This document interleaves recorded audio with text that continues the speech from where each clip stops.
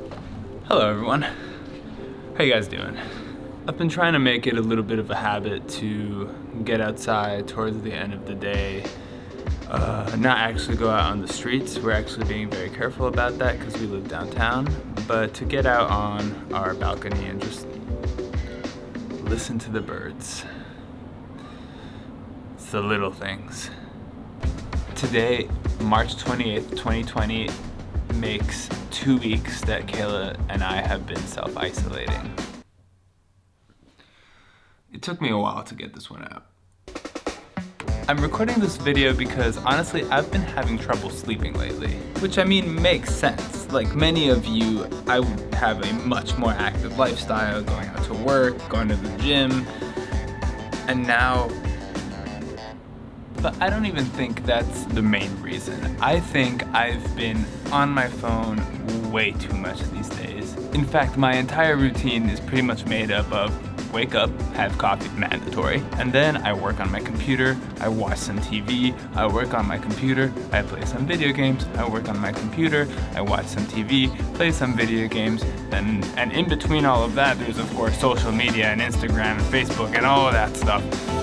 I am exhausted. By the time I go to bed, I've been noticing on a regular basis, my eyes are super red. I can feel the fatigue, and then I just roll around in bed for an hour. It's been pretty bad. So I decided to challenge myself. No screens for 24 hours. I mean, how hard can it be?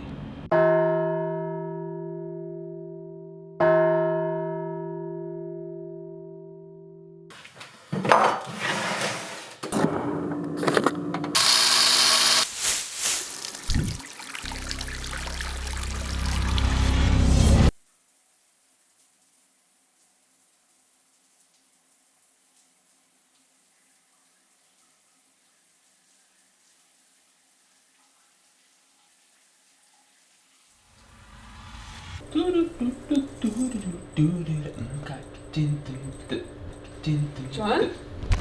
It was amazing to disconnect.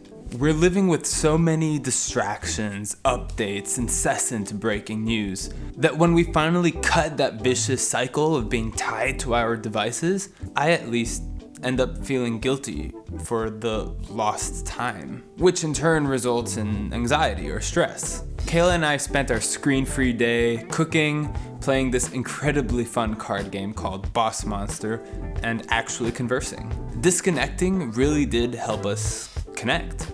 And it makes you realize just how repetitive the updates we receive really are. I don't need to check my phone every 30 minutes because the updates aren't as important as they are made out to be. When I woke up the next morning after the 24 hours with no screens, I checked my various social media channels, so Facebook, Instagram, Twitter, email, and it must have taken me 30 minutes to go through all of them. And the thing is, I spent the previous day actually relaxing. I didn't get any work done, but I also didn't feel guilty about not doing any work. And I think that is my biggest takeaway from this experience. So if you have been feeling this way, especially with this whole being cooped up thing, you know that doesn't help, I challenge you to try out this no screen challenge. 24 hours.